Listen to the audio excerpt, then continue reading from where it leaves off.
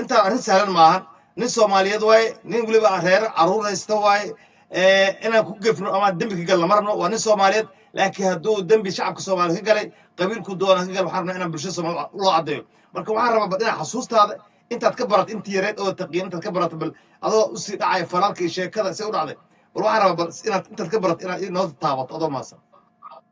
دي عدالة أو ما زلت أنا قلت الله متر أسوقي سعد بنا آدنا وأنا متقنا كبقى أما في حشرة مجلس قفك حقيقة أنا قدي هو إذا كل شيء أداة دم بأمد كجشيد وأنا نولا ما كاس عن لأنه نكاس أمد على قبض لك هذا الكور أيوب جيستي نكني مركو شغالي أساس أقوم من المي وحال وحري نلي عبد الشيء علي أسقبو يقانا الله يرحمه عبد الشيء معناها وهو شغال نجعل وها مركا maadaama adeerkiina uu noqday wasiir uu ahaa gacmo dheere asigan waa is-ilaalo ku soo galay ayaa waxaa lagu xiray kadib shaqaalaha raadi muqdisho ka mid noqday soo ma wiil okay waaxda la shaqeynay waaxda raadi muqdisho la shaqeynay teebeed qaybtaysa ahayd adoo faahfaahinaa bal insha Allah waxaan rabnaa wixii sayta u kala dhigno mogta ninkan waxaa barnaamijka ganacsiga nin la yiraahdo oo soo saare ka ahaa oo la dhigi jiray Cabdishii Cali Allah u naxariistee xogaa ina soo dhawaad waa jeclaan si mikrofoonku ugu dhawaaday Cabdishii Cali soo dhaw bravo Cabdishii Cali bravo Cabdishii Cali nin la yiraahdo oo asaga uu garanayo oo qoladan Soomaalida ay dhahdo Carab Saalax Cabdishii Cali marka barnaamijku daadii jiray barnaamijka ganacsiga ayuu ka ahaa program soo saare iyo soo jeediyo labadaba ka ahaa Allah yarxamo okay marka ninkaas ayuu barnaamijka la diyaarin jiray asagoo raaci jiray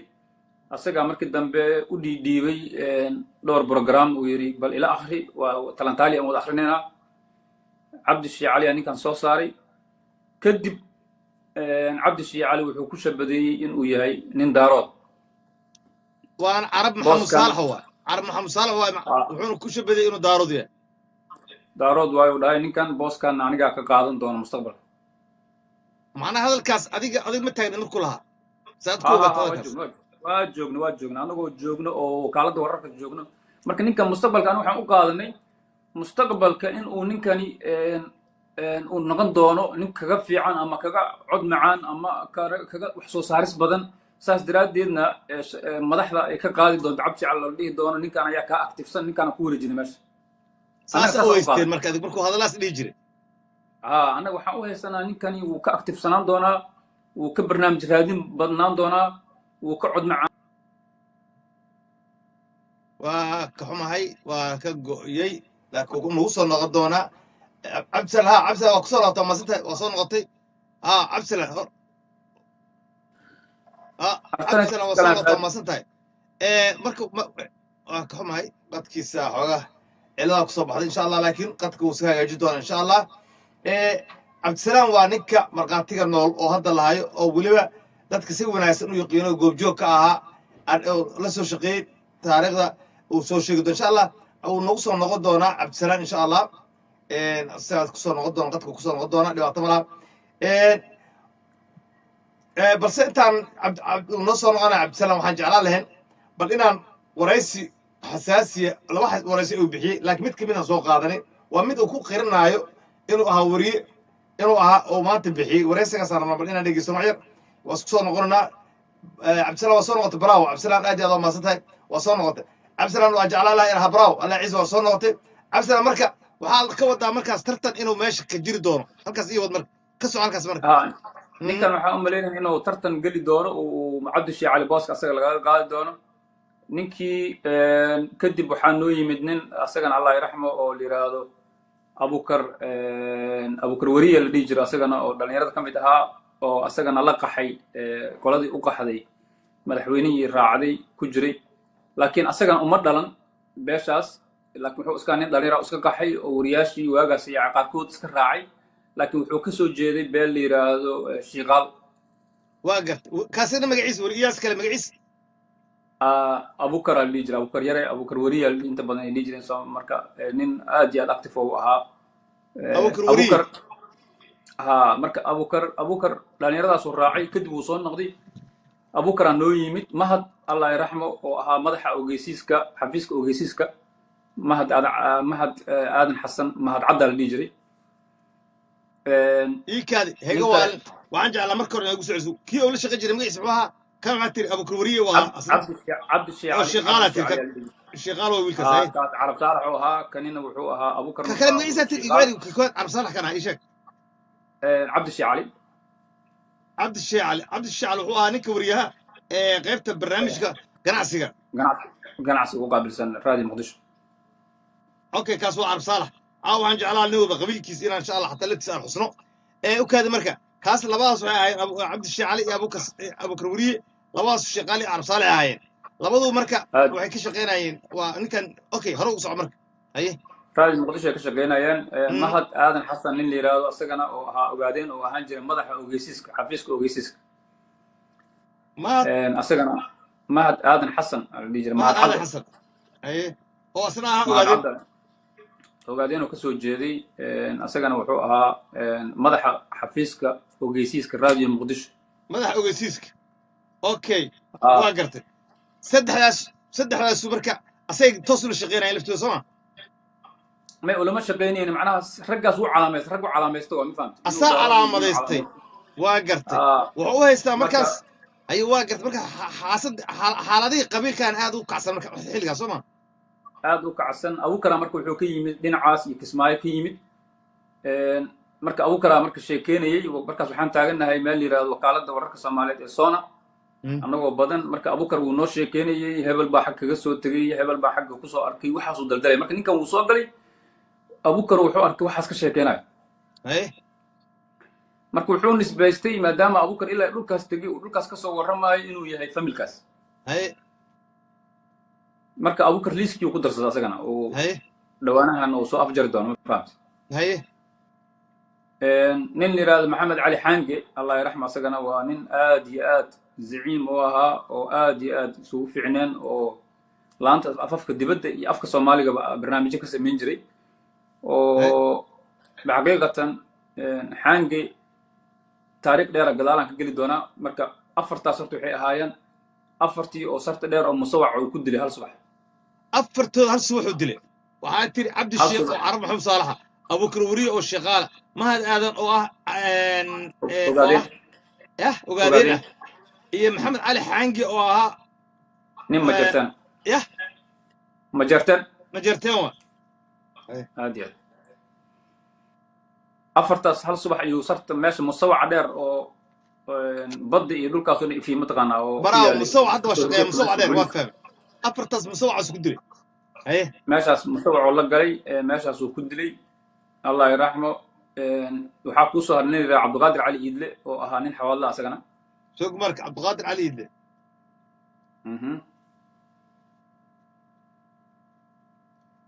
cabdiqaadir cali idle oo nin xawaalaa si fiican haye okay kana waa lambar shanaad waay waxaan rabaa marka dilalkuse u dhaceen inaad noo sharaxdo dilalkuse u dhaceen ilaan waxaan mogtahay lafteeda caawa waxaan dhegaysan doonaa ummadoo dhan aan dhegaysanaysa soomaaliyeed meel walba ay joogaan marka waxaan rabaa inaad birsanaxo aad qolo nin walba sida u dilay iyo taariikhdu haddii aad xasuusto taariikhda aad xasuusto iyo sababtu iyo xilliguu dilay iyo waqtiyada kala duunaa xaaladaas waqtigaas waxay waqti xaaladdu xun tahay marka insha allah ku noqoba insha allah maasan horta ninkani marka ugu horreysay aroor hore waxaa shaqada soo galay ninka la yidhaha allah u naxariistay mahad aadan xasan mahad cadde ma xasuustaa taarikhda ma xasuustaa taarikhda waa abril ayay ahayd 8-9 meelahaasay ahayd 2019 abril waa 1991 1991 abril 1991 hore ugu socoye marka mahad ayaa aroortii hore shaqada soo galay 8 barka meelahaasay ahayd marka mahad cidna ma tabin sababtoo ah ilaalada irid ilaalinayso ayuu subax aroortii la soo fadhiistay haye mahaduu gacanta qabsaday meeshaasuu la galay marka dhalinyaro marka meesha taagnida noo sheegta annaga waxaan soo galnay 10kii waxaa la yidhi mahad saaka xafiiska ma uusan furin dhalinyarada iridda taagnaana la taagneed oo dibaddii la taagnaayeen waa garta taakiyaa wuu ku jiray bes marka mahad la waayey oo saaka uusan meesha furin xafiiska ogeysiska uusan furin iyo dhehday ogeysiska uusan furin marka shaki yaraa bilowday mahad ma laabanine shaquu usoo kalahay xaguu ka baxay haye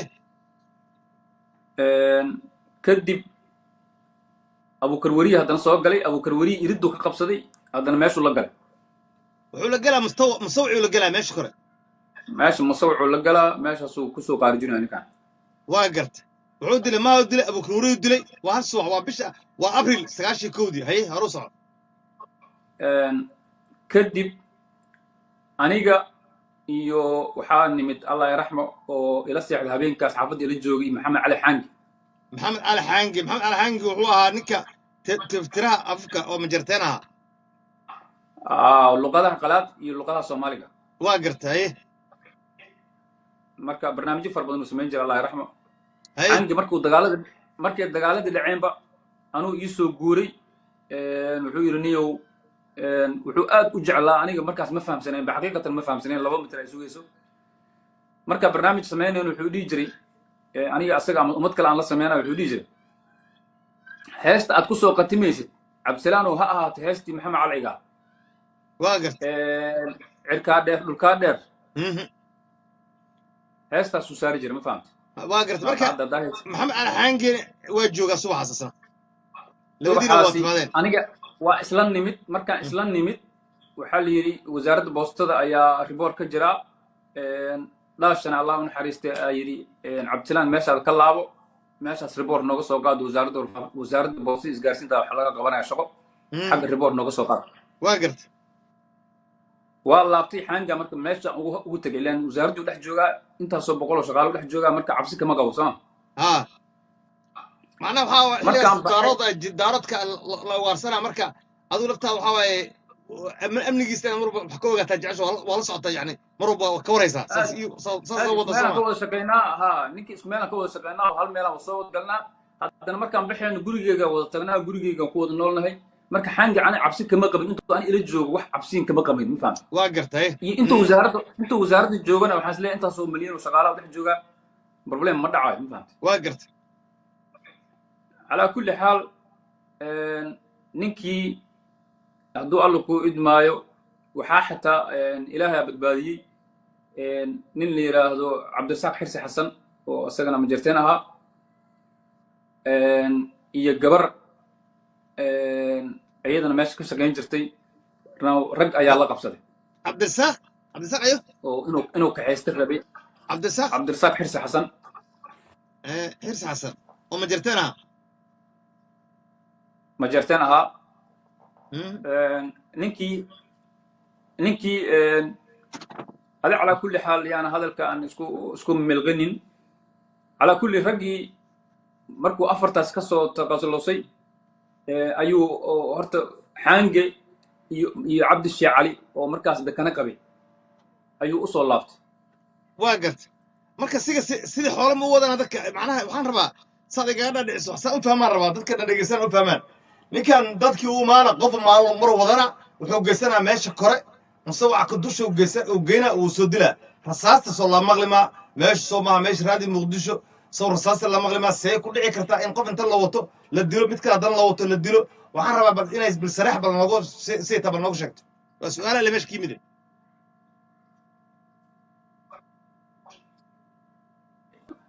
horta sarta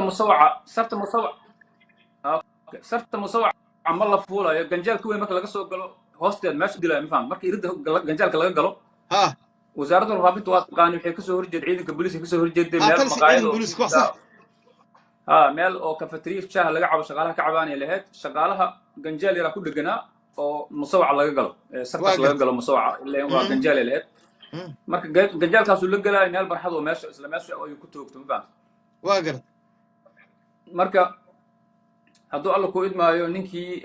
sidaas ayuu horta maxamed cali ninkan la yiraahdo mahad iyo abukar wuxuu ka helay ganjaalka gudaha ma soo gelin ba ma fahamto waa gart oo qof ogaan karto ma jirto ganjaalka weyn oo aragtay waay rasaasta deed aan soo la maqal ma cabdisalaan see ku dhacday rasaasta ma rasaas de wadankii waa iska USC waagaas xabadaha iska dhacayeen mana la tuhmeynin mid kale ninkan afsaaru kaga dhigay degdeg meeshuu ku dilay wax aroor hore ahayd qof tuhunta ma jirto labadaas aroortii hore kaga taqalusay haye okay markii goorma ogaad doontii marka adigu goorma ogaad doontii ilaa maalintii intaas adiga saaxiibka adoo shaqo ku maqana saaxiibka la cunay saad sheegayso ninka ah maxamed cali xaangi ugu dambeeyay la cunay marka afartaas markuu cunay kadib maxaa dhacay bal intii wixii dhacay bal noo sheeg kadib aniga horta 10 subaxnimaan soo galay markaan 10 soo galay allah yarxam dhaashane ayaa irid iga hor yimid meesha barxadda iga hor yimid oo wasaaradda faafinta gudaha marka loo soo galo markaas wuxuu ugu dhahay niyo orod carar wasaaradda waxaa tagtaa boostada isgaarsiinta barnaamijkaas nooga soo qaad waa gartay marka xango ila socday xango waxaan ku dhahay niyo halkan iska sii fariisto dhalinyarada iskala sii sheekayso waa kuu soo laabana xaggaan tagaa markaasuu dhamay haddaan halkan joogo cabsi ma qabo iska bax haye waa iskaga soo baxay xaggaasaan tegey marka xagga ka soo laabtay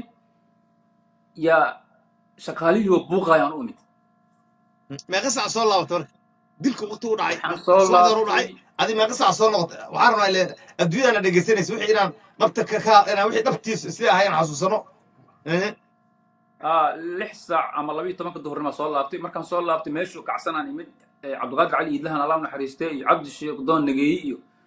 iyo rag fara badana meeshii walaacayo oo qeylqeylinaya shaqaalo fara badan oo iska daba wareegaya meesha ugu imid iyo oday la yidhaahdo cali waranto oo madaxa farsamo yaqaanada ahaa iyo dadkaas hadda ma nool yihiin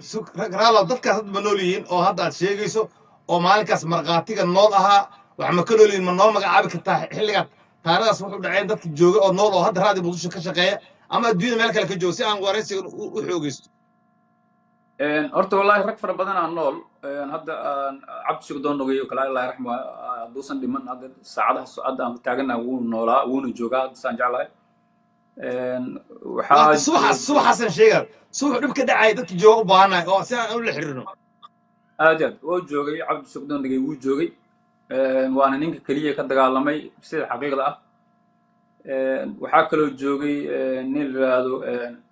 cabdiqaadir maxamuud walaayo wuu joogay waxaa joogay oo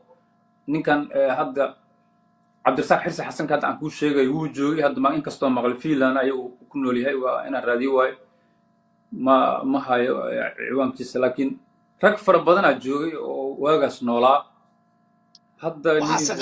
shaqaalihii ila shaqeynaa waaye dadka shaqaalaha oo maalinkaas dhacdadaas jooga oo adigu aad ka mid ahayd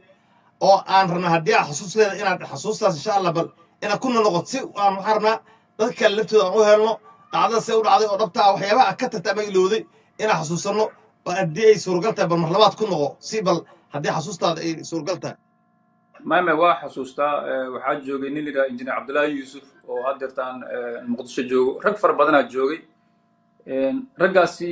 waxaa xaqiiq ah dadkan adduunyada sideeda 2 mitir ah dadka sugayso ma fahamta inuu qofka been ka sheega ma wuxuu u taagnaa ama uu markhaati ka ahaa afartaasi nin kadib waatuu wadana soo laabtay marka annaga waxaan ku xaqiijinay ninkan la yidhaahdo oo aad iyo aad kiiska u fashiliyey inuu asaga ka dambeeyo kiiska cabdi sheekh cali ayuurani iyo nakaanu dhahay cabdi sheekh cali wuu dareemay inuu labadii kala waayey saaxiibadiis haddana uu xaange asagoo qasbayo laba wiil oo kaleentoodna ay xaange garabka ka qabtay inay jiidayaan ayuu cabdi sheekh cali indhaha saaray suu cabdi sheekh cali sheega allah yarxam intuusan dhiman cabdi sheekh cali ninkan ayuu soo jiiday dhalinyaro fara badan oo kusoo yaacay war ninka xaggee u daa markaasuu dhaa war ninkan iyo mataqaana dhexdeena ka baxay hubaysay markaas ninkan qorigu wataa wiiloo kala la socotay cabdi sheekh cali wuu qalqalay markaasuu dhaa war ninkan xaangu hadda halkan la galay ninkan iga reeba asagoo dhahayo ayaa uu asagana qolka la galay isla markaas xabadihii intii cabdi sheekh doon nageeyey iyo saraakiil fara badan oo meesha ka dhoweyd ku soo yaacayeen xabadihii uu qabadsiiyey markaas xabadihii si fiican loo maqlay gudaha la galeen waxaa la arkay mahad iyo abuukar iyo xaange iyo cabdi sheekh cali markaas u dambeey uu sii jiiday afartooda markaas raxdooda loogu tegay meesha afartooda hal maalin afartooda marka ma hal maala la duugay aaskaas ku dhacay xaggee lagu duugay adigoo maasan horta waa arrin muhiima saa ii weydiisay ninkii isla markii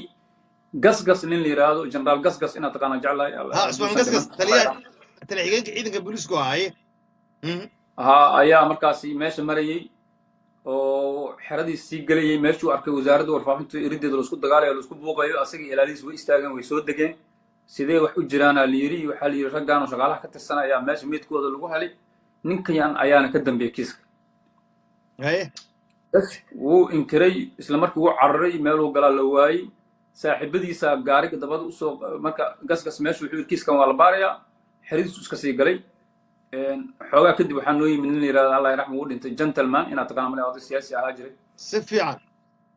kiiskan waa la baarayaa isdejiya shaqaalihii waxaas uu gudbeeyey nimankii markii xoogaa gabalkii dhici rabay ayay gaari ku qaadeen meydadkii waxay ku daadiyeen waddada warshadaha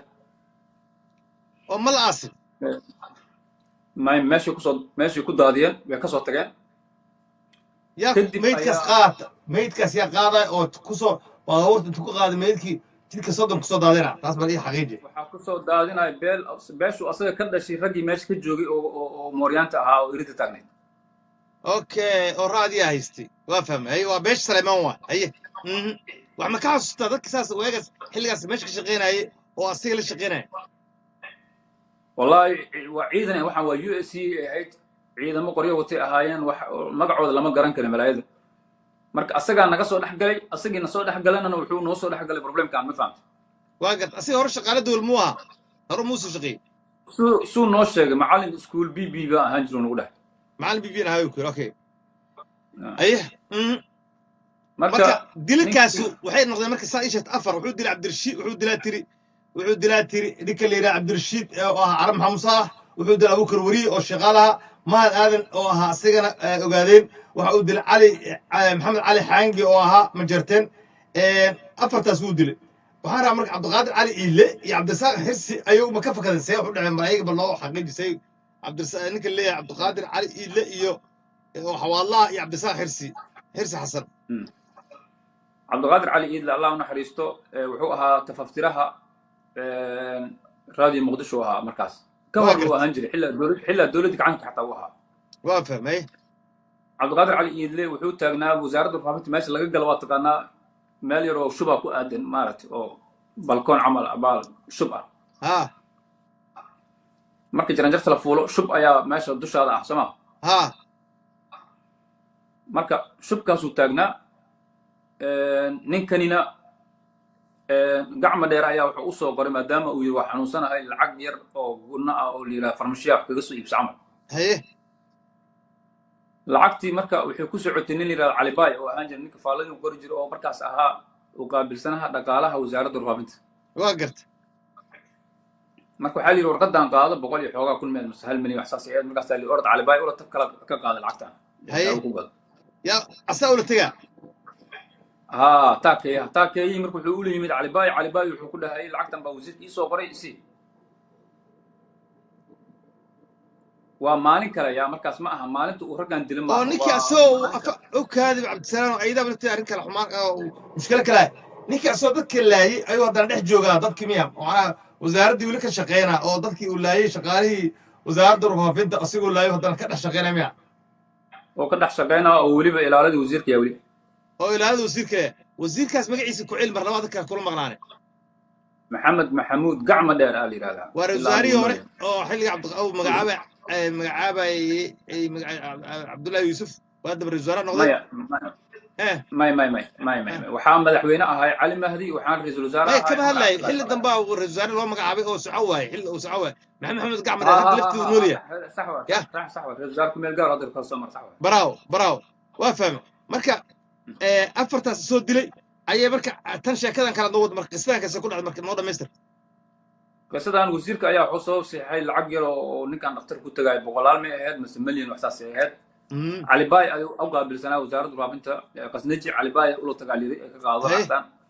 cali baay u yimid cali baay wuxuu yiri wax lacag oo mataqaanaa soo sarrif habeeraatay ma jirto lacag kaash ma hayo laakiin daawadan hadda u jiran tahay anaa kuu soo gadaa magaceeda isii inta kuu soo hartan oo dhaqaalaan waa ku siinayaa laakiin marka hore hadda wax kaash ma hayo markaasuu yiri maanigaa saas ugu leedahay wuu carray iriduu tegey iridii wuxuu ka soo qaatay mid meesha joogo qor ka soo qaatay laba wiil oo qoryo watan ay ka soo daba carareen jaranjartuu soo fuulay cali baay wuxuu ku jiraa xafiiska iridda waxaa taagan nin la yidhaahdo cabdiqaadir cali iid allah yaraxmo marka wuxuu is yiri intaad gudaha gelin xabad inuu qoriga shaqeynayo in kale xabad barowaa rid marka wuxuu ka qaldantay meesha inay tahay shub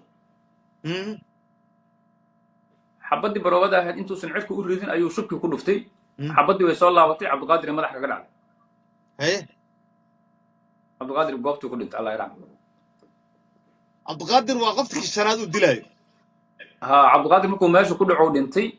نينكي وفل كنحي وعرري ماشي قلبت الدنبه ilaa cabdiqaadir waa xawaale suk waa isla fahamsanaa cabdiqaadir waa xawaale kuwan kale waxay lahayn dad oo beelahoodu macnaha daaroodkii qaxay qaybo ka mida iyo dad uu ku maxamed saalaxna iyo intaas ay yar shaqaale ahaayeen marka laakiin tan wiilkan waa wiil uu ama waaso ama cabsigeli uu islahaa laakiin ay xabadda ku fakatay marka xawaaladu noqday ma sii jooga haddana kuwii hore waa sii jooga oo aragnay marka ninkan xawaalada markuu dilay maxaa dhacay markuu ninkan dilay allah raxmo isla markaas waxaa meesha marayay oo markaasna ahaa gudoomiyaha gobolka ahaa Cumar Xaashi allah raxmo inaa maqashin kale waa sax Cumar Xaashi meesha baarlamaanka ilaa iyo guriga Cali Mahdi ciidamadii joogan waxay ahaayeen meesha uu ka soo jeedo Cabdiqaadir Cali isla markay maqleen ninkaana la dilay way soo yaaceen meeshii soo galeen waa garta xawaalii markay meesha soo galeen ayagoo hub fara badan watay iyo baabuur fara badan waxaa la harqiyey qoladii uu taakay la jooga meesha ayaga dhan waxay ku ahaayeen 30 iyo waxsaas wiilay ku ahaayeen 300 oo ciidan timid oo familkii Cabdiqaadir Cali Allah yarxam waa garta dhulkii dhan ay qabsadeen waxay dhaheen wax nuuxsan kara ma laha taakay marka wasaaraddu ka dhaxbaxay madaxtooyadu galay isla markiiba inta qorga tuura ay marka madaxtooyada xilligaas Salamaanka dhinaca keesta madaxtooyada markaas sacadays ma sacada joogay laakiin ciidamadu dhex galay markaas uu war aniga reerkaasaan ahay xawaalada ay dili rabo hal li badbaad ma fahmay waa gartay bas meeshii ku hayeen xawaalihii dhalinyaro meeshii joogtay oo qoryo wadatay oo ka soo oo taakay la socotay ay wixii ku arurseen gawaarida waxay dhaheen iidda kaligiis lama aasayo nimankan lala aasaya waa garta hurwaayaan geysanaynaa hotel garguurtan geysanaynaa marka raggana lala aasaya iidle meydka way qaateen raggana gacnahay ka xirteen baabuurkii ku qaadeen waa garta Cumar Xaashi allah yarxam iyo rag la socday ahaayeen way qaateen hurwaayay geeyeen saacado kadib galbihii camal ay soo sii daayeen ee dhaheen orda dadka familka marka loo geeyaa liir malaha nimankani ma rabno ninkii wax dilaan rabnaa ma fahmay waa garta nimanku waa la iska soo sii daayay taake ma soo noqi taake marka dib kugu soo noqdo ma soo noqon karo sababtoo ah isla markiiba xawaalihii waxay sameeyeen ciidamadii USC meesha jooga ayay rag ku darsadeen ma fahmtay waxay baabuur soo dhigteen waxay dhaheen ilaalada meeshan wasaaraddan ka mid noqon doonaa ninkaas ayaan ka dhex raadsanaynaa meeshaan joogaynaa waa garta waagaasna wax oo protocol ma jirin wax meesha ka eri kara ma jirin qof kasta meesha tiraado inta ilaalo ka naqana qof u diidays mal meesha iska fariisteen ma fahmtay haye taakay marka meesha uu dareemay inay xaaladdu xun tahay kuma soo noqon maalintaas oo noogu dambeysay isla markii waxaan maqalnay ninkii Kenya uu orod ku tagay Kenya markuu orod ku tagay isla markiiba islaan process Canada u xareysay oo meesha ka helay oo tiri guurso islaantii oo malaha process ciyaalkeedu kula xareysay maqalnay sidii uu Canada ku galay ma fahmtay Canada adigu wadada Mareykanka ma Canada meesha hata xilligaas markii uu galay Mareykanka kadib ma Canada markaan ogaatay saasi ku ogaatay laftaada cabsanaan xilligaas dad yiraahayeen saad ku ogaatay inuu taakay yahay xaalad bal si fiican ugu sharax masa saad ku ogaatay bal arinta ogaansho oo noocay markuu hadda social media soo gala mase social media markuu soo galaa social media markuu soo gal ninkan waa aqaan wajigiisu waa aqaan nin iga dhumaayo ma ahaan codkiisu waa aqaan waa asagii wali wax iska bedelay habeeraatay ma jirto inta cirradan yarta ku soo biirta moogi waa asaga ninki waa ninki absolutely asaga waa marka ninkii dadka okay mas'uulinta dadka Soomaaliya maanta ku dhageysanaya ninkan waa nin hadda isku sheegay inuu urur haysto waa nin xilligaas waxa ka soo wareegtay 30 sano ka soo wareegtay oo dhibkaas uu geystay waxaan rabnaa mar labaad dad Soomaaliyeed oo maxasa oo marasa oo waxba aan galabsan oo qabiilo Soomaali isugu jira ee gule beeshi daarood ee markaas laga xoog roonaaday dagaalkii sokeeyay saabsaday ayaa waliba la shaqaale dawladda dalkooda u shaqeynaya ayuu mid maalin dilay waxaa inda xumo haddana si in meydka xataa aan laasino maartay inta la qaaday sidii xun oo aan sharci waafaqsanayn loola dhaqmay dadkaas waa dad dalkooda u shaqeynaya halgamayaale ahaayeen taariikhdaas wixii ka dambeeyey adiga goormaa ka soo tagtay raadii muqdishise dadkii shaqaalaha maxay dareemeen yaase hadda lafteeda arrintaas oo kale mas-uuliyiintii ma loo sameeyey borordiiq xataa ma loo sameeye lagu xasuusto waa xasuuq aad u indha xun oo foorxumo ah oo dadkooda u shaqeynaya la baabiyey marka cabdisalaan bal maxay dareen un ku reebtay haddii adiga saaxiibka weliba xalay guri kula seexday soo maanta meyda aad aragtay bal arrintaas si fiican noogu qeexba aada umaasanta horta aniga maalintii raggaas la laayay xaqiiqatan waan dareemay in ay meeshaan xal ka soo socon dad mataqaanaa heeriyadooda cuna isugu soo haray maalintaas ayaan go-aan ka gaaray inaanan dib dambe ugu sii shaqeynin soomaaliya iyo meel ka mid a dib dambena mataqaanaa uma soo booqan waddankii o dhan sidaan uga soo baxay sidaasaa weli uga maqanaa waddanka cabdisalaan marka waxaan rabaa waktigaas shaqada haysay iyo xilkaad haysay bal dadkaa kula qaybsan bal u sheeg raayada muqdisho maxaad ka hayd shaqada haysay maxay ahayd horta markayga ugu horreysay aniga 86 ayaan waxaan bartem waxaan ka bilaabay wargeys la dhihi jiray xidigta October shaqada koowaad macnaha shaqadeedii ugu horreysa markaas 86 dugsiga ma ka baxda markaas markaasi 86 dugsigaan ka baxay markaasi inta aanan qaybta aanan la fool u gudbin qaybteeda kale intaan dhiganayo waxaan bartem ka shaqeynayay wasaaradda wakaaladda madbacada qaranka qaybta wargeyska xidigta October la yiraahdo goorma marka raadi muqdisho soo wareegtay marka kadib raadi muqdisho waxaan ku soo wareegay mar allaal markii uu naga soo dhamaaday groupkii dufcaddii xilligaasi ugu dambeysay soo qalan jibinay sagaashameeyadii aniga horta isla markaas bartemkaasi aan xagga aan joogo ayaan haddana isla 87 miya 88 dabiyaaqadeedii ayaa waxaan ku soo biiray haddana bartem oo wasaaradda warfaafinta ah qaybta oo tikniiga ah farsamada ah kadib markii ii soo dhamaatay qoladii la fool ii soo dhamaatay si toos ayaan ugu soo wareegay wasaaradda warfaafinta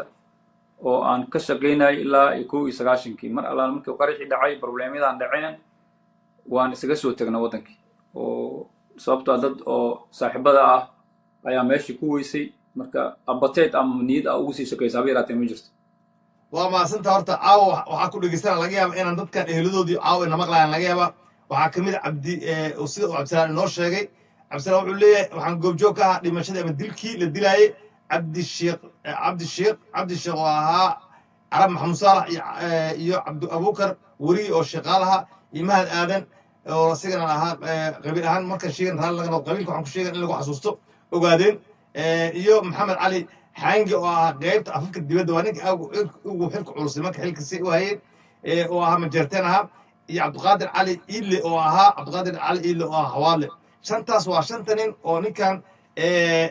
lagu tuhumaayo oo lagu eedeynayo inuu gacan ku dhigla ahaa cabdisalaanna waa dadkii ugu dambeeyey waana sababtii uu dalka uga soo baxay cabdisalaan caawa waxaan rabaa adoo fursad dadkaas waa dad maanta adiga dadka ugu dambeeyey oo arka ama geeridooda ogaa ayaa tahay dadka noolaa tahay maxaad eheladii dadkan ka dhintay aad u jeedinayd maantase hadday maxkamad timaado oo cadaalad timaado diyaar muu tahay inaad ku marqaato fuusho falkan markuu dhacayay inaad ninkan maxkamad la fuusho maxaa wacay dad soomaaliyeed oo waxba galabsan oo qalbiga dadka soomaaliyeed shacabka soomaaliyeed si hagraan ugu shaqeynaya ayuu qalbiga dadka soomaaliyeed ka dhaawacay dad badan baa hadda ilaa hadda dadkaas xataa meel ku noolyihin inay garan lahaa meel ku dambeeyeen caawa meediyaha ka maqlayaan marka waxaan rabaa bal waxaad nala qaybsan karto iyo inaad la qaybsan karto haddii cadaalad timaado inaad maxkamadda qayb ka noqon karto markhaati ka noqon karto waxaan u baahnaa iyo dadkii soomaaliyeed ee dadkan ku geeriyooday haddaad tacsi u dirayso iyo haddaad fariin u diraysaba bal ayadana kusoo dhowo aada u mahadsan tahay horta diida cadde fursaddan qaaliga ah aad caawa mataqaanaa aad isiisay horta cabdirasaaq ninka la yidhaha cabdishii cali allah yaraxma waa ninkaas aan kuu sheegay waa carab saalax asaga iyo xaaskii uu ka tegey walaalihiis iyo carruurtii iyo familkaba intaba mataqaanaa waxaan ugu tacsiyanayaa dhibaatada waagaas ku dhacday waana isla markaasna xitaa wargeysyada waagaas soo baxay waan kusoo qornay annagoo badan waxaan ilaahay uga rajeynaya inuu ilaahay mataqaanaa sabar ka siiyo waa muddo dheer inuu ilaahay ka sabar siiyo annagana mataqaanaa ilaa hadda qalbigeena kama gooyin walaal aan jecleen ayuu ahaa abukar weriye asagana saasoo kale walaal aan jecleen ninkaas aad sheegayso oo hadda ka bilowd muxuu ahaa ishaam ciise cabdisheekh somadhin carab maxamed saalax cabdisheekh cali waa nin carab saalax adoo mahadsan meeshuu deganaa iyo carab maxamed saalax cidduu ku haddaad noo sheegi karto ninkaas reer cabdicasiis oo ahaa cabdicasiis meelahaas uu deganaan jiray cabdicasiis uu deganaa xaasi carruur ma laha aad iyo aad ciyaali xaas oo lahaa maasha allah da ahaan xilligaas daada qiyaasta daada ku qiyaasi karto ciyaar asaga da'diisa haddii u badato markaas cabdi sheecal haddii u badato waa afartamiyadu ku jiray afartimo ku jira waa gartay cabdi sheekh caawa adoo ka faa'iidaysan oo u tacsiinaysaa marka tacsiinada kadib waxaan rabaa inaad insha allah bal dadka haddii eheladooda ay kula soo xiriiraan cabdisalaan hadday Soomaali Wadani TV la soo xiriiraan tanna arrintan inaad kala shaqayso diyaar u tahay soo ma aad iyo aad mahad ayaa asagana u tacsiinaa oo reer madiina ahaa asagana madiina u deganaa mahad aadan madiina ku dhashay ku barbaaray abukar wariye reer madiina asagana madiina mahad aadan asaga ogaadeen ahaa tiri maadaama isku leega isku loo daadeedeen mahad aadan ogaadeen ahaa ogaadeen cid ku aamishay karta adoo maasan wallahi waagaas qabiil lama aqoon laakiin markuu dib ka dhacay leen ogaanay mahad inuu Soomaali yahay meel igala shaqeeya ogaa markuu dib ka dhacay oo waxaan la isdagaalay kadib ogaatay anaa beesha si ogaadeen uu yahay laakiin cid ku aamishay karta xasmala carruur ma laha aad iyo ma sha Allah xaasoo lahaa iyo carruur oo waagaas xitaa qaarkood soo koreen marka raggii baxaqiiqatan aniga wax oo mutafajjay waa ilaa hadda aan la yaabanahay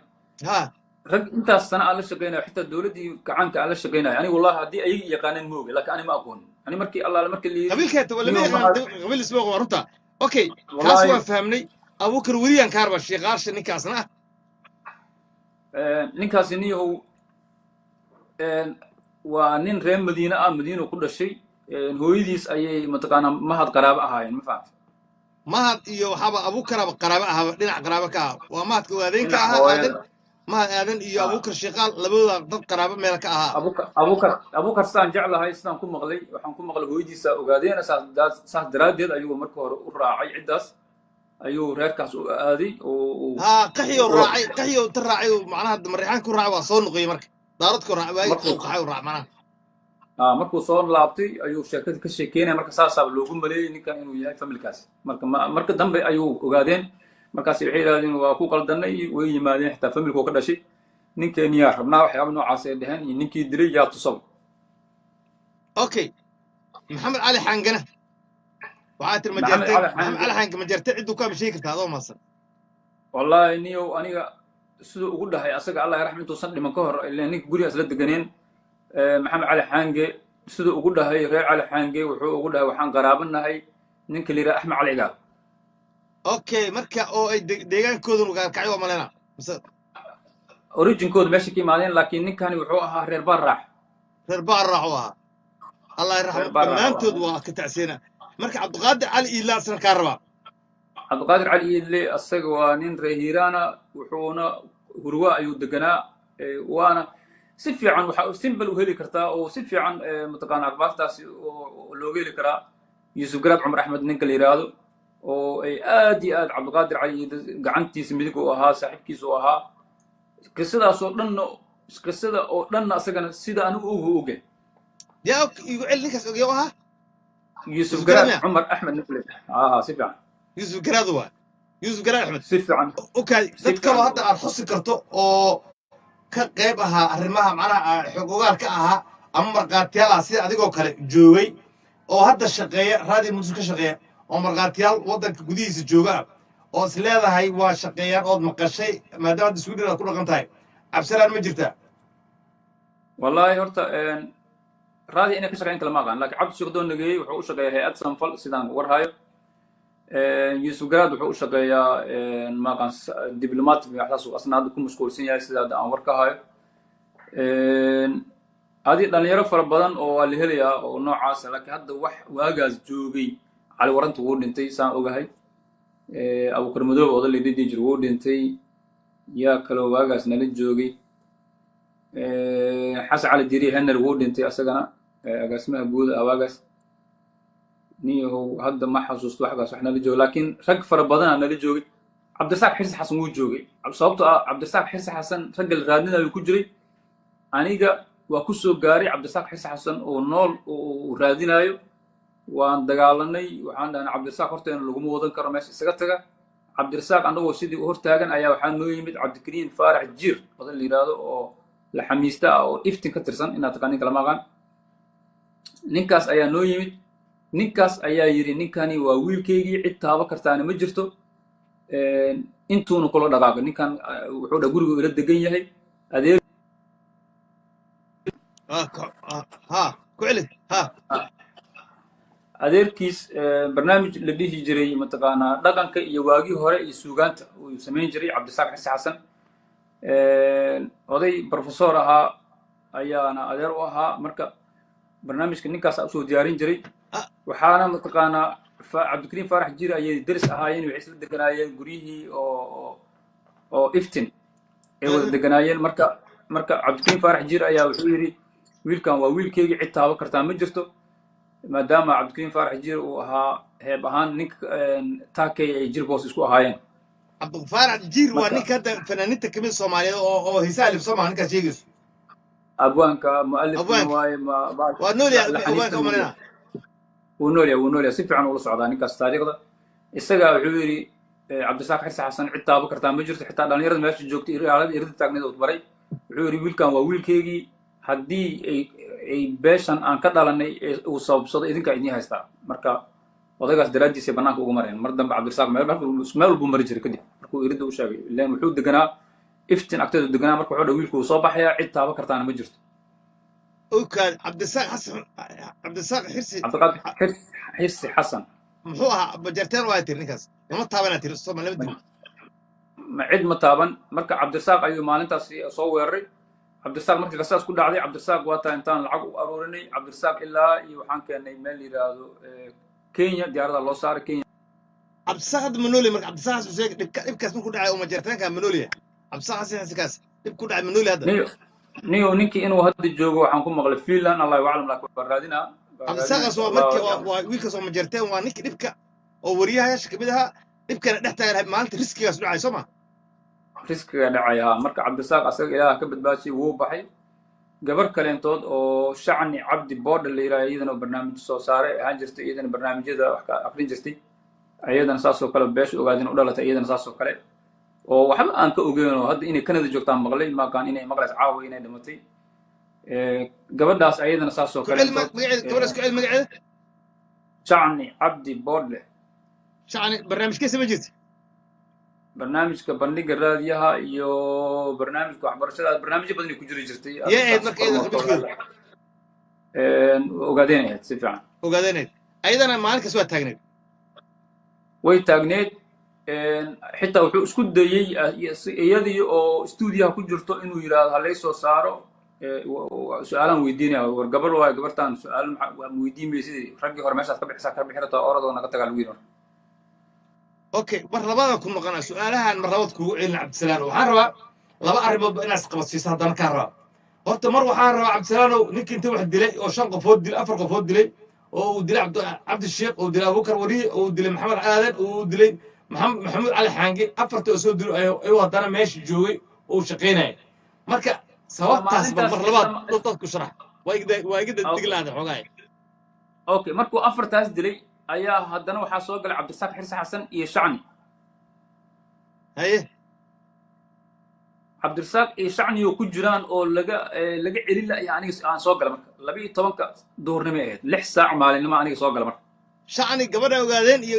cabdisaaq aan shacni ogaadeena iyo cabdisaaq xirsi xasan oo ma jarteen aaba laga celinayaa asoo shan afar oo labada raba inuu ku darso markaas wuxuu taagan ilaa hadiigu soo wareejiyay labadaas qof marka cadeyntaba inuu waxaan asaga ka dambeeyo taasaa cadeynaysaba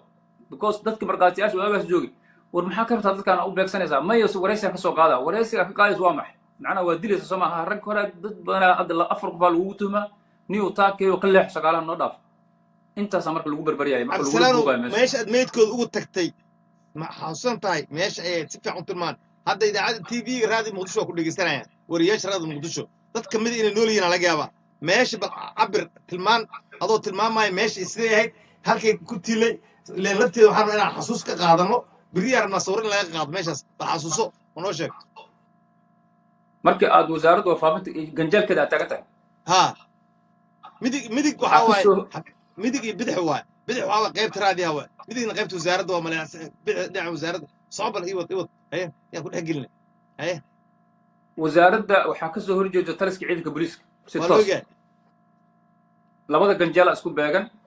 dhinaca midigta waxaa ku taalo maqaayad yar oo laga qaxweyn jiray inaad taqaan kala magaca xasuus waa gart oo wasaaradda wafaafinta ka tirsan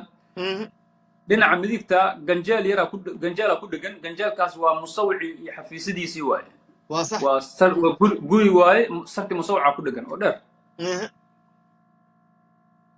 marka barxaddiisii geedaha ka babaxayay oo markaasi malaha lama gurin ilaan dowladdii way dhacday barxaddaas oo ayay yaaleen 40 nin oo barxadda soo dhigay marka meydka laga soo baxshay ayadoo laga soo baxshay maatay mase meeshii barxadda lagu dilaad adii tilmaamay ma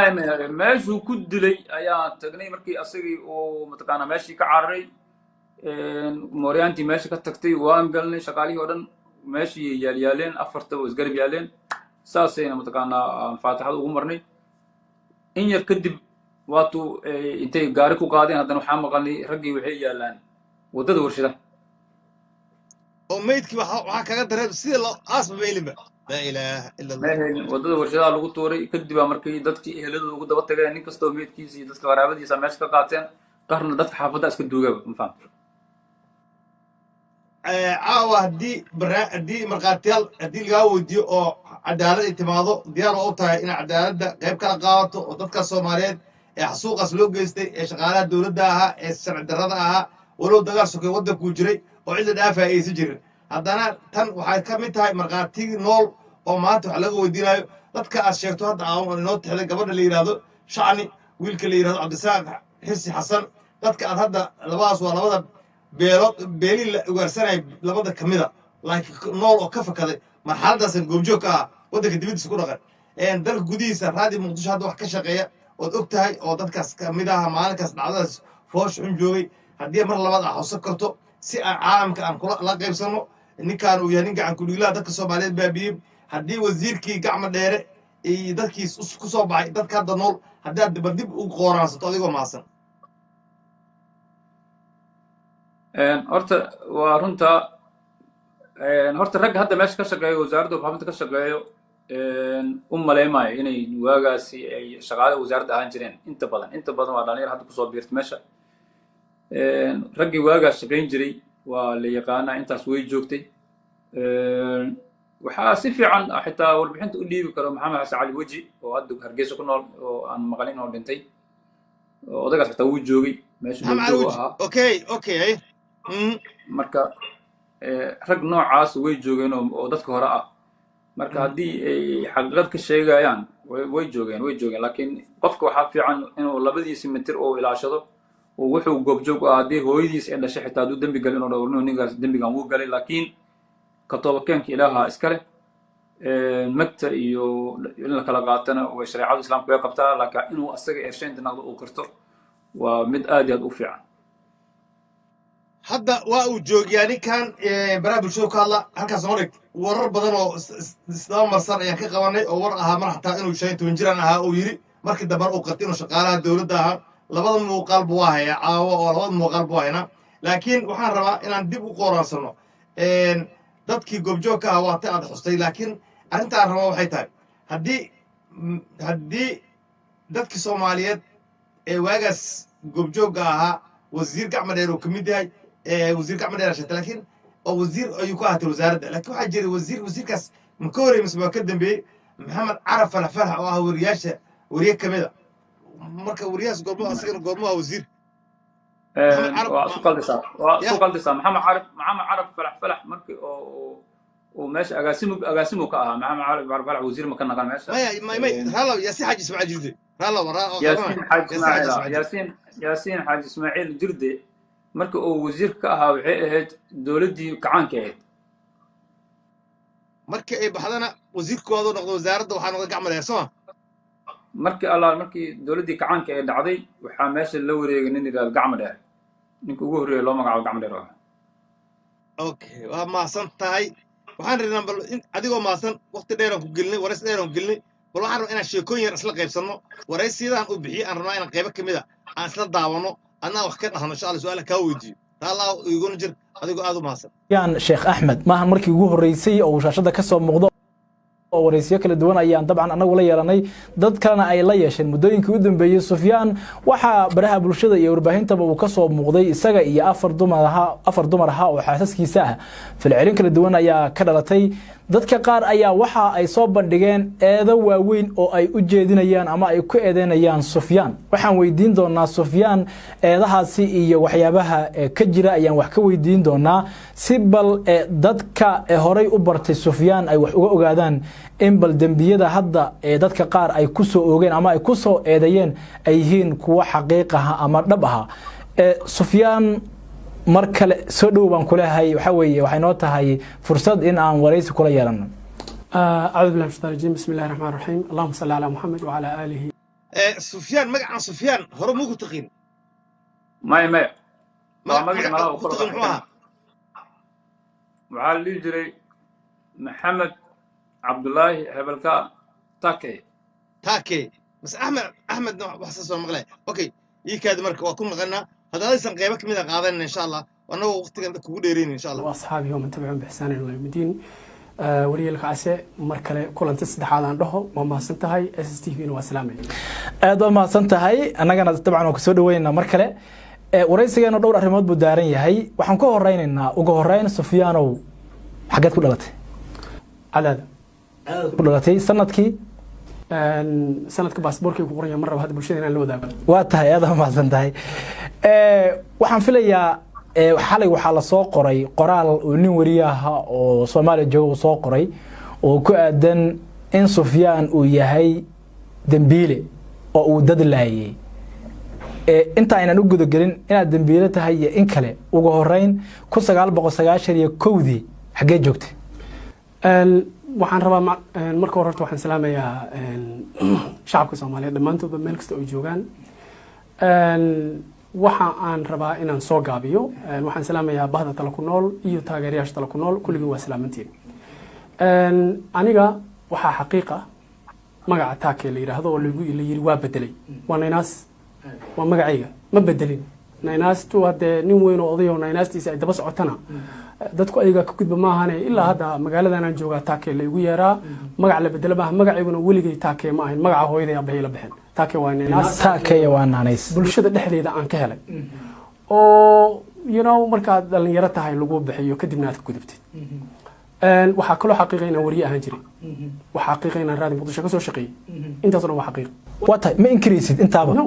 absolutely waa wax jira اوكي في وراسكان uu sheegayo hada xalay warayska maanta sii daayay kii xalay uu sii daayay oo kaliis oo Facebook live soo galan wuxuu ku cadeynay inuu shaqaalaha dawladda uu soo liis noqon shay tawjiraha marka waa iska caday adigu marka xusuustaada saa u fahamto wajigiisa inuu asigta keeya inaan saddex sano hore ku dimis absalaan marka aragto horta ninka wax iska bedelay waa cirrada maana ninka waa ninkii codkiisa ya taakira qawle يا شكله مقلق هي بسم الله الرحمن الرحيم بسم الله الرحمن الرحيم waa noloshayda waa tahay xilligaasi 1991 ayaa la yiri wariyaad ahayd radio muqdisho ka shaqeyn jirtay waa xilliga waxaan filayaa Soomaaliya burburka ay cagaha la gashay dagaalada baan ay socdeen marka taakeeye waa Naynaas aad lahaan jirtay sida la sheegna waa sax somo ya taakee Naynaas waaye laakiin magacaan bedelo magacayga weligay ma ahayn magacaaga ma ahayn laakiin macnaha Naynaas bahayd okay laftikooda waxa laga yaabaa in aad magaca ma aysan dhihin waa kii rasmiga ahaa iyo waa Naynaas mid laba dhihin macnaha magaca in lagu oran jiray bay sheegeen waa runtaas iyada waxba kama taagna dood ah Soomaa absolutely wax doodo taakee in Naynaastayda ay ahayd waxba kama taagna dadka hadda jooga dad badana ilaa hadda iigu yeera hadii la iigu yeero waa okay waa ka jawaaba su'aasha ama waa ajiiba marka taakee wax aan bedelay ma magacna ma waata waan markii ugu horeysay xalay ahayd in arko magaca taakeeye warba ma siyahay ninkan wariyaha su'aashu ku waxaan cabsalan adigu diyaar mu tahay inuu hadda hadii uu kula doodo dhacdaanka uu kala doodo taakeeye inaad kaga jawaabto dood furan dabadiina dhex marto aad ku cadeyso eedamahan aad ku eedeynayso inuu geystay dad intaas leeg tiradoodu oo Soomaaliyeed oo shaqaale dawladda oo xasuuqay oo beelaha Soomaaliya ka kooban yihiin oo kamid yahay marxuun Allah u naxariisto Cabdi Sheekh عبد الشيخ بيش كسو جيد بيش عرب محمد صالح يا أبو كرولي أو بيش شغال يا مهد آذن أو مهد آذن حسن أو بيش أوغادين iyo maxamed cali xange oo ahaa beesha majeerteen iyo cabdiqaadir cali iidle oo ahaa beesha xawaadle intaasoo qofood asigay gacantiisa ku maqan tahay marka haddii uu caawa dood kaagala qayb galo ama maxkamad lasoo istaajiyo waxaad mar labaad aad leedahay ku caddaynaa inaad hortiisa ka caddaynayso ilaahayna kuugu og yahay oo aadan beenka abuur aadan ka samaynaynin maxaa wacay kan ninkaan haddii uu gacan kudhiglidaas yahay waxaa khatar ku sugan shacabka soomaaliya uu hadda la nool yahay waxa uu leeyahay haween soomaaliyeed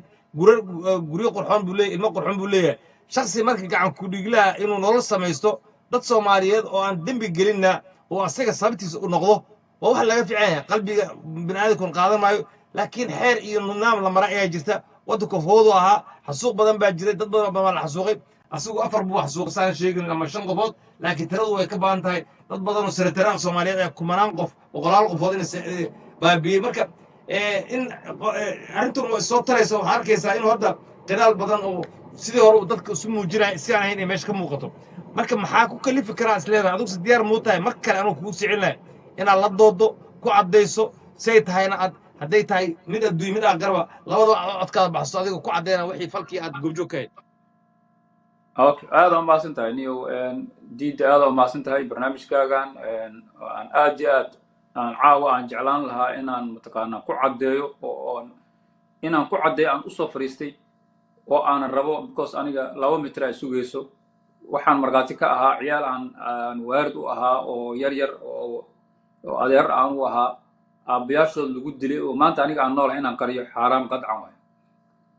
raggaasi waxaan walaalo ku noqonay meeshaas iyo mihnadaas aan wada shaqaynaynay ciyaalkaas yarka oo agoonta uu ka dhigayna xanuunkeeda weli wuu hayaa marna ma iloobin raggaas oo salaad kasta aan dukado dadkii asxaabta ahaa dhalinyarada aan wada shaqayn jirno meesha ku dhimata Allah u naxariis markasta waa dhahaa qaasatan ninka maxamed cali xangal yiraahdo oo aan ceesh wadaag ahayn oo guri ila deganaa ayaan ku tuhmaa ninkaas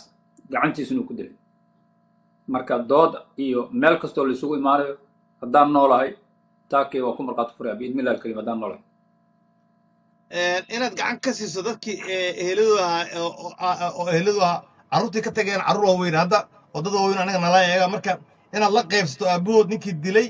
inaad la qaybsato markhaati cad ugu noqoto oo tiraahdo maalin hiblaayo waqti hebel saacadday dileen hadda waxaad noo sheegtay 8 ama 9 abriil inay ahayd 1990 markii dadkaa 5 qofood oo ka kooban oo Soomaaliya dhan ah oo aan dhihi karin hal qabiil la dhihi karin Soomaaliya dhan waa ama hawiye ama dad cidda rabta hada dhammaan dadka Soomaaliyeed ka kooban yihiin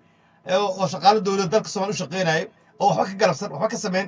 xasuuq baan ugu geystay xaruntii ka shaqeynaa wasaaradda warfaafinta gudaheeda lagu dilay laakiin waxaan rabaa calaamadihii hadda ma la heli karaa rasaasta meesha uu ku riday calaamadii barkii qayb ka mid ah marqaatiyaashay noqonayaan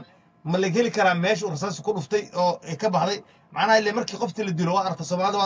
waxbad inta ka baxday derbigaan gasho ma arkaysaa ninkii waxbadan ku riday hebel inta ku dilay hebel inta ku dilay meesha asaga hadaad caawaan lagu geeyo 30 sano kugu dambeysay haddii lagu geeyo meesha waa tilmaami kartaa Soomaa oo hay'adaha amnigu tusaalahan arrintan ay casumaad kaaga fidiyaan si arrintan loo baaro ha haddii tilmaan ay ku fahmi karaan markay ganjeelkaas ka soo baxaan oo booliiska ama ay wasaaradda warfaafinta ka baxaan gacanta midigta ah meesha musawwac uu ku yaalay galayaan barxadda gudaha waa marka ganjeelka ay galaan meesha barxadda ayay yaaleen 4 nin cabdiqaadir cali iidan taas marqaati lahayd waa meel iridda wasaaradda barxadda lagu dilay mise qol gudihiisa musawwac gudihiisa lagu dilay ما برحد marka iridda la soo galo isla markii iridda yaaleen marka gudaha la soo galo 3 talaabo meesha yaaleen waa laakiin meesha lagu dilay mar labaad aan la qaybsano hadalkaas si fiican u fahamsino meesha lagu dilay ma barxadda ilaa barxaddii xabadii booliiska arki lahay booliiska ciidanka booliiska meesha wardiika idin muuda waa arki lahaayeen hadda lagu dilay marka ma barxadda si fiican u qeex maya ganjaalku soo xirmaa marka gudaha la galo ganjaalku soo xirmaa waa aragtay barxad weyn waa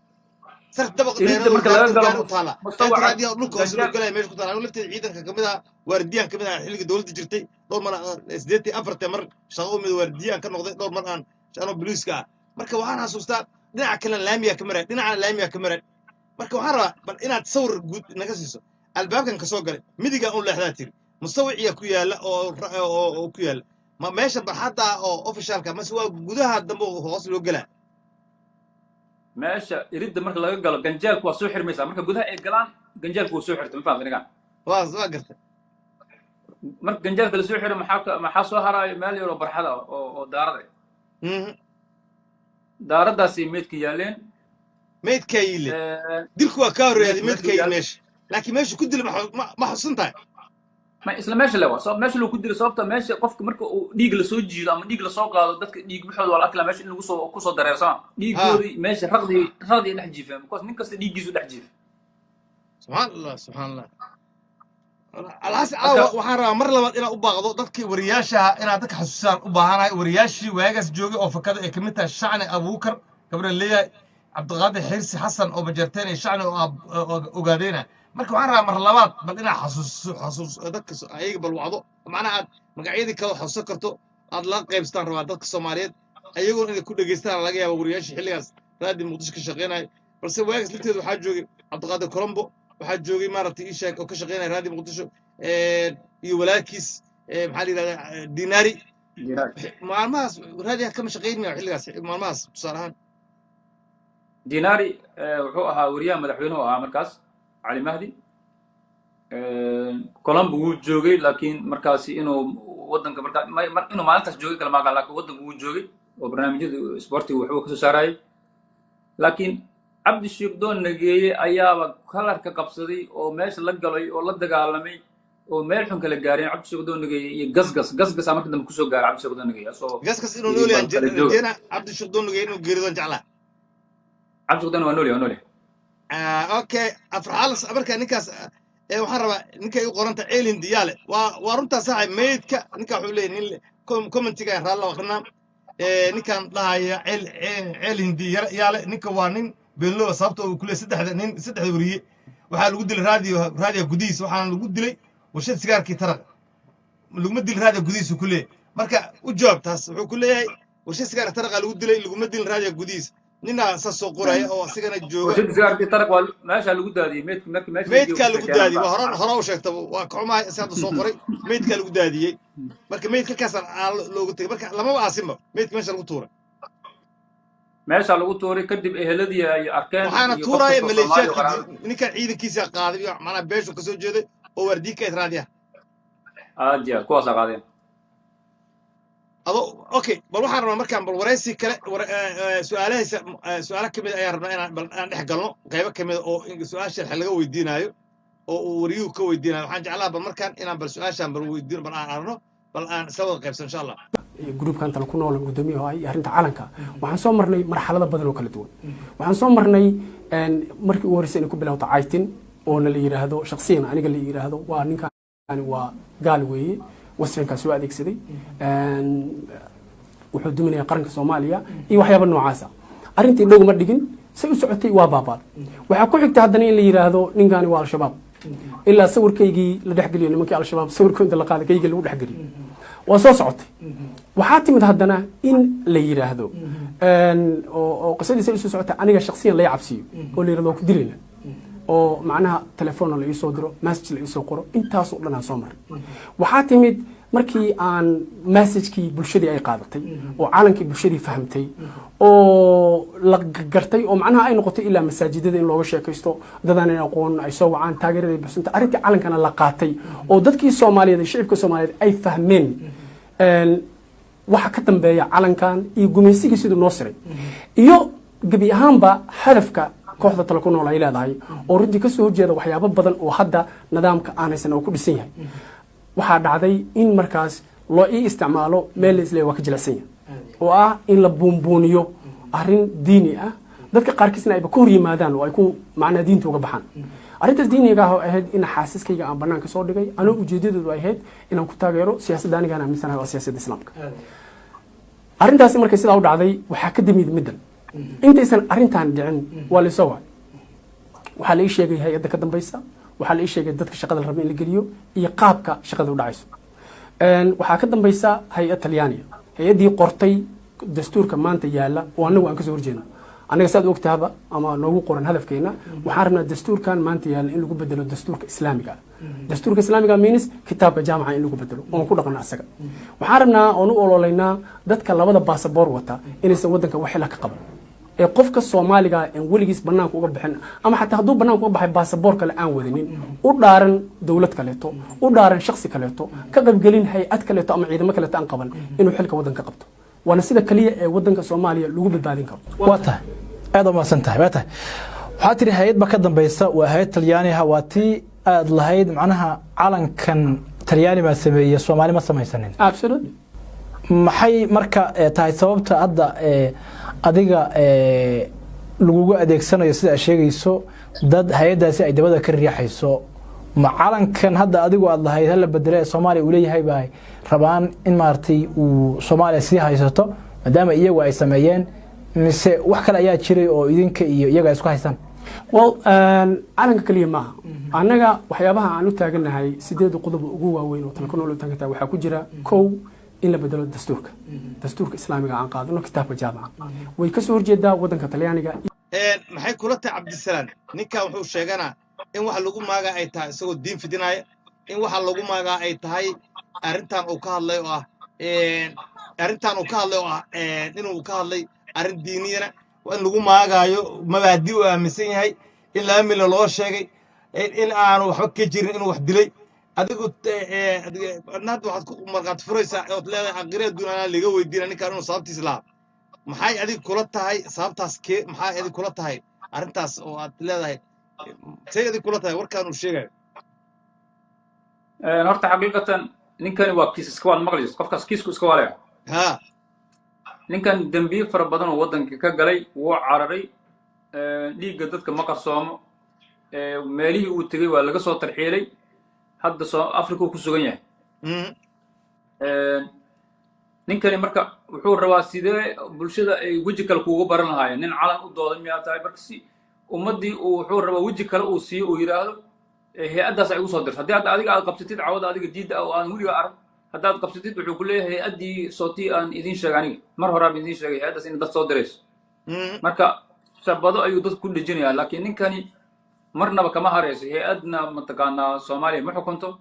hay'ad Talyaani iska dhaafay mid Ruushana wadanka xukumay iyo Mareykan ka xoog badan ninkani intan waa kiis iska wal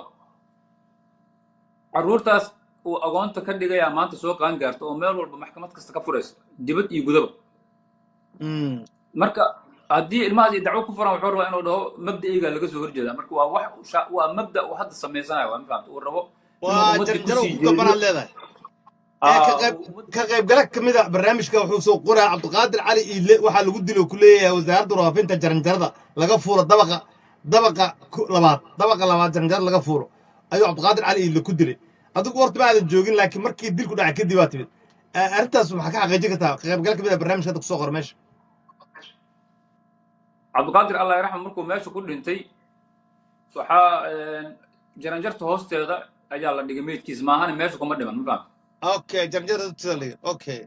مركز وها الله يعز وما سين علم دي وكما سين نك وقرنتها يا العلم دي نك وقرنتها ادي هذا ما سد ادي رون انتي ارنتان وارن dadka Soomaaliyeed dareenkooda aad ku cisay ninkaanuna waxa la yiri Soomaalidu waxay tiraahdaa ama dunyada ba ka jirta qof dhiig gashay hadoo asaga sheego jira sheego waana wax iska cad inaan dhiig ku qarsoomin maanta ay xaqa ninkaan banaakibid إلهي با عدالة لكن تنوى مد تذكي ورياشها أو ولكن وكميداي وهذا وهريو عبدالسلام وأنت نوقش نوبلاوي نو افتيمي يسعود عن سيق أولي بساحب كيس حبين كلا جبتي صبحي ودري للدلي هذه وحارنا مركب عديمها صوتا هيدا أمانك هدي لوجا بعض هدي عد كانوا بعضو هدي إهلدوا بعضان هدي عروت إدلوا بعضان إن عدي كرتيد warka waxaan jecelnahay bal inaad dadkaas oo dhan haddii ay kuu baahdaan xiriirka ay kula soo samayn karaan iyo haddii aan samayn karno inaan adiga xiriirkaada iyo taleefankaada aan siino inaad ogolaansho noo siiso ayadoo shacabku Soomaaliya marqaati ka yihiin waxaan jeclahay inaan gabagabada barnaamijka kusoo gabagabeeyo su-aashaas waa ku mahadsan tahay jidi adiga iyo barnaamijka iyo daawadayaasha barnaamijka Soomaali Wadani TV mar koowaad iyo mar labaad iyo mar saddexaad markaana ma ahayn markii ugu horeysay oo barnaamij aan ka qayb galo horta wax allaale inta aniga ogaa waan sheegay haddii la yiraahdo maalinta qiyaamaha waa lii soo fariisin doonaa oo cid bini aadan ku xad gudbaayo ama hay'ad qof ii soo dirsato intii qofkaas propaganda ku furna ma ii shahaad zuurna ma ii ninkanna ciyaalkaas aan adeerka u ahay oo aan waaridka u ahay agoonta uu ka dhigay oo 30 sano la soo difaacayay problemyada ayaan mataqaanaa marka hore u tacsiinaya iyo hooyooyinkii dhalay iyo eheladoodii iyo qaraabadoodii ciyaalkaas yararka ah xaqoodii waa in la siiyaa haddii dowladda siinayso haddii asaga ninkan familkiisa siinayaan iyo haddii asaga markaas loo xukumayo marka intaba waan mataqaanaa la taagnaan doonaa teleefonkeyga waa la sii karaa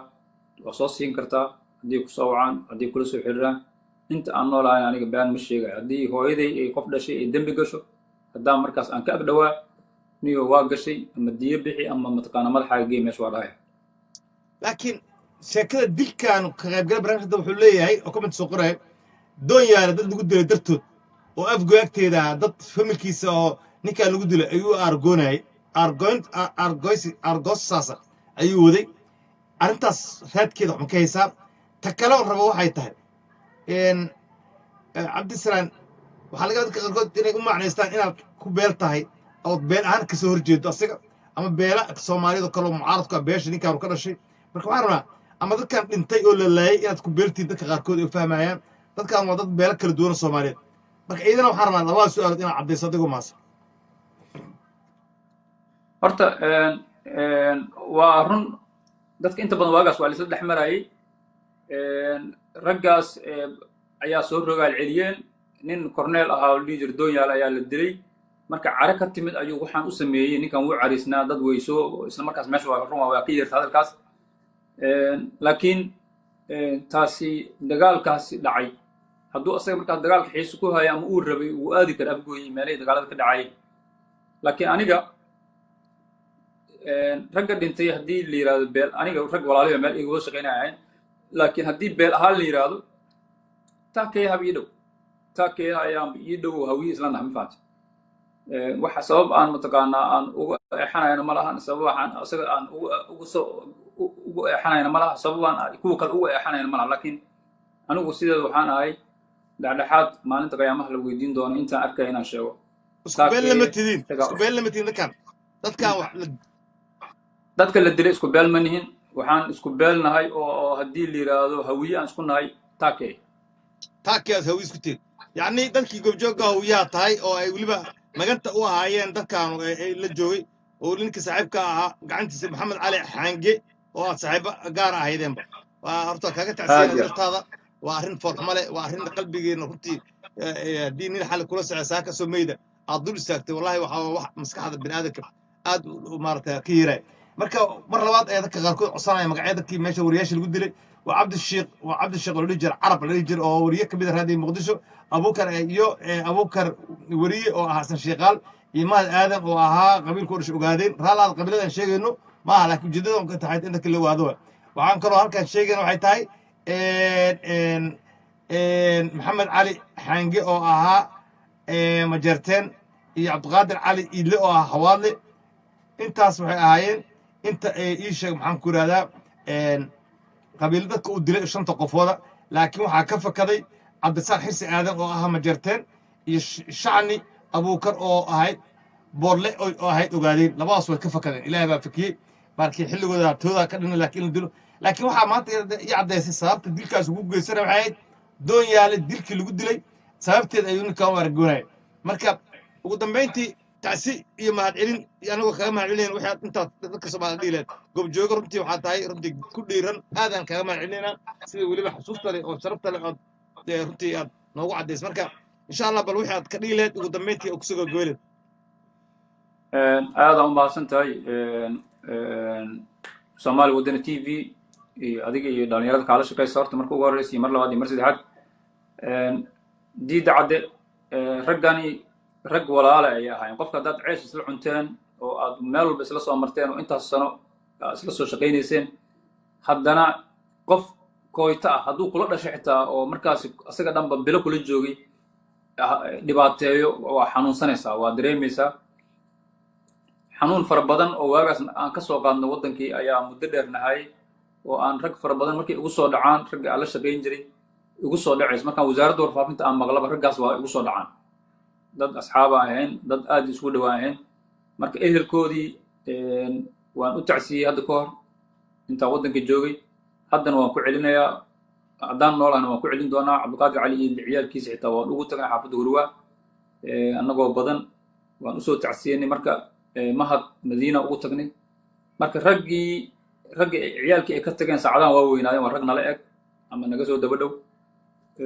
ayagana allaha dhowro mataqaanaa aabahoodna allah u naxariista aabayaashood marka waa tacsiyeynayaa wuu soo noqon doonaa insha allah cabsilaha marka markhaatiga nool aan ahay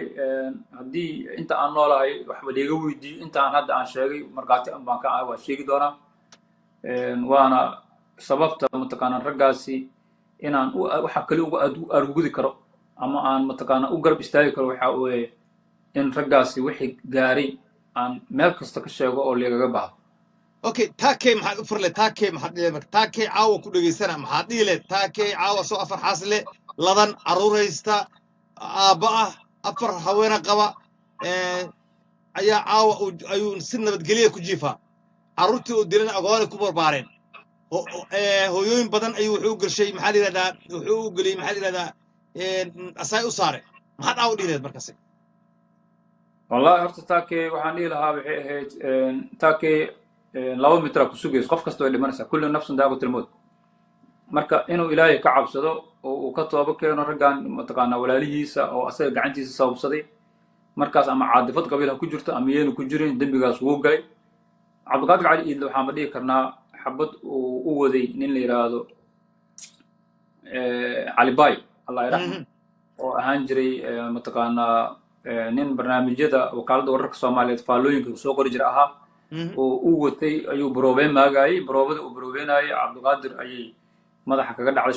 shubkay kasoo laabatay madaxa kaga dhacday cabdiqaadir waxaan ba dhihi karnaa waaba kama allah u naxariisto caruur waaweyn markaas cali bay niyo sokoraa ku dhacday odaygu uu dhintay cisbitaal digfeer ku dhintay dadkii duugaanka ku jira allah yaraxmo muddo kadib uu dhintay malakameedkiis waqtigiisa imaaday sokoraa ku kacday markuu asaga naabararay allah yaraxmo uu dhintay marka asagana koonfur galbeed kasoo jeeda cali bay marka qorigaasi isagaa loo watay laakiin cabdiqaadir aa ku baxay allah yaraxmo markuu cabdiqaadir bahasha ku dhacday oo cabdiqaadir dhacayna wuu cararay sababtu wuu ogaa cabdiqaadir inuu isku badbaadeen ma fahamtay mar allah markuu cabdiqaadir dhulka ku dhacay qorigii iska tuuray wuu cararay madaxtooyaduu galay okay waxaan kaa rabaa adiga marka asiga caawa ku dhegeysanaa dhiiggii haddaba laba eray ama mid kale aad u raacinayso maxaad u baaqi leedaa tiri in uu cafis weydiisto reerahaas iyo carruurtaas uu dhibaatada u geystay haddii diyo uu ka bixin karo iyo haddii uu magdhow ka bixin karo iyo haddii uu mataqaanaa dhihi karo war meeshaad doontaan iyo maxkamadaad doontaan ila taga oo ayaga isu soo dhiibi karo isagoo aakhiradiisa ka baqaayo maanta uu nool yahay raggii waagaas 5 jir ahaa qaara waagaas 15 jir ahaa ilmahaas ay ka tageen raggaas qaaraa 8 jir ahaa saacadda waa 38 jir ama 40 jiro ama ka badan maanta waa lasoo daba gaaray raggii waa rag garabkaaga ah way soo weynaadeen inaad intaad mataqaanaa raadisid aniga waa soo jeedin asiga aan u jeedinayo u nasteexinayo inuu raggaas intuu raadiyo la fariisto ayagoo dhan 5taas waabe carruurta ay ka tageen oo la fariisto ka una sheeg qisada si u dhacday cafisna uu weydiisto maadaama muddo ay kasoo wareegta laga yaabo inay cafiyaan si ay aakhiradiisa u wanaagsanaato intaasaan kula talin lahaa okay fiiri cabdisalaam wasaaradda warfaafinta ee hadda joogta wasiirka joogahay caawa dadka shaqaalahaad ka mid ahayd dembiga lagu gala wasaaradda lafteeda dhexdeedu ahaa 30 sano ha ahaato dee doonto cid ahaato dowladdu lafteeda arrintan inay kaalin ka qaadato oo arrintan maadaama wasaaradda dhexdeeda xarun dowladeed ee ka dhaca dad xasuuqan lagu dhex geystay ninkii geystana joogo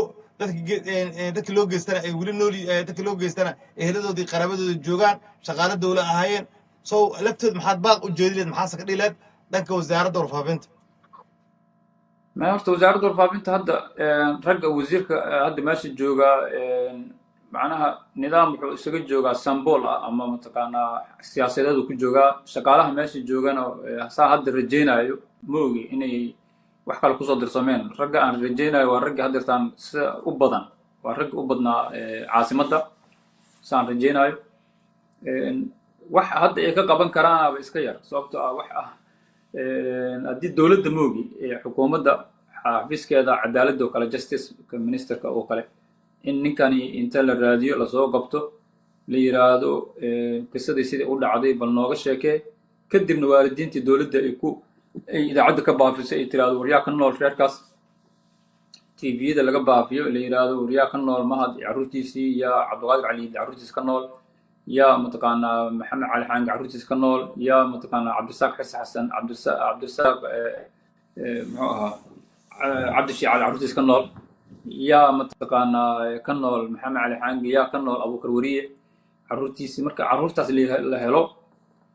xaasaskii hadday nool yihiin la helo kadib la yiraahdo okay ninkii waa kan bal la shira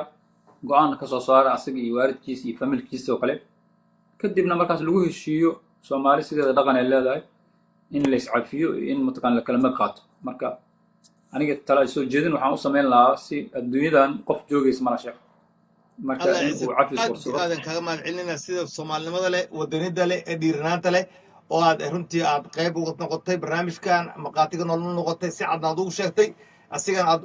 ugu nasteexaysay shacabka soomaalida dhacdadaas xanuunka badan ee aad goobjoog ka ahaydna aad noogu sharaxday waa kaga mahadcelinaa cabdisalaan oo jooga wariyaasha raadiyo muqdisho ka mid aha isla markaasna farsamo yaqaanada raadiyo muqdisho ka mid aha ru'aantiina barnaamij Soomaali Wadani TV barnaamijyo badan uga qayb qaatay laakiin maanta ay dhacday markii dhacdaan ay soo yeertay xiriir nagala soo sameeyey si uu arrintan wuxuu goobjoog ka ahaa oo ka ogaa oo shacabka Soomaali ula qaybsado dad baa waxay laga yaabaa inay waxyaabo si kale loo fahmaan laakiin wallaahi sida ilaahay nagu ogyahay waxaan ugu shaqeyna waxay tahay alla ka cabsi inaan qof aan dembi lahayn dib u abuurno qoysas dhaqan dad dhaqanin aan waxba naga garabsan aan eed u sameyno ilaahay baan ku dhaartay inaanan jirin soomaalinimo iyo alla ka cabsi dartiis ayaan barnaamijka u diyaarinay wax aan wadan leenahna ma jirto cabdisalaan ugu dambeyntii adigu caawa adiga haddii maxkamad lagu soo istaajiyo kitaab jaamaca gacanta ma u geli kartaa in ninkaanu inta ka lehay aad iyo aad weliba labada gacmood aan saarayaa in ninkan oo mataqaanaa war ninkani ma ahan keliya xitaa waxaan kuusoo sheeg ka dhaafay ninkani wuxuu horteena ku sameeyey wax caqliga geli kara ma aha maxamed aadan xirsi terra nin la yirahdo allah yarxam hadda aan dhawintay oo ahaan jiray madaxa raadiyo muqdisho ahaan jiray agaasimaha raadiyo muqdisho ahaan jiray asagan intuu xafiiskiisa ugu imaaday ayuu yiri soo bax dibadda laga rabaa markaas waxaa la joognay nin la yirahdo abukar madoobe oo asagana hawiya abgaala cali waranta oday la yirahdo oo asagana abgaala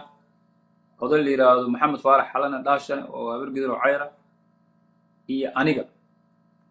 uu rabay inuu inta soo wado horteena uu ku toogto marka odayaashaas ayaa dhaheen annagana indhaha naga duub nugu dar marka yuu toogtay ku cid meesha yuu toogtay naga heleen maxamed aadan xirsi terra nin dhii jiro oo xafiiska fadhiyo oo asagana majarteena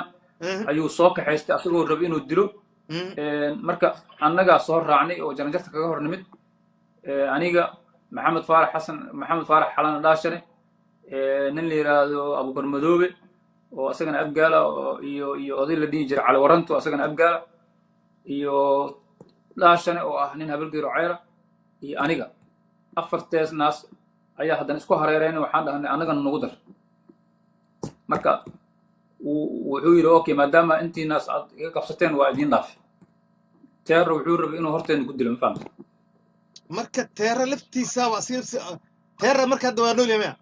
waa dhintay ma ayandhowda eglan ku dhintay allah yarxam teera marka laftiisa riskigaas ka badbaaday oo martaas laftaas goobjoogka kuwan kale hadda sheegaysa abuukar iyo dhaashan iyo wax ma ku nool yihiin kuwaas sheegayso ما داشان وو دنت markii uu oday ahaa kaas Allah yarxamo cali waranta wuu dhintay abukar madoobe moog inuu nool yahay kare okay boqolka bartamaha oo dajarma ku dhaqan arrintan warba ka haya hadii wax laga warayso aad rabbi waa joogi boqolka bartamaha waxaan rajeynaa insha Allah boqolka bartamaha in xiriir nagala soo sameeyo insha Allah kuma asdi cabdisalaan aad iyo kaamil cid walba cid ka waraysa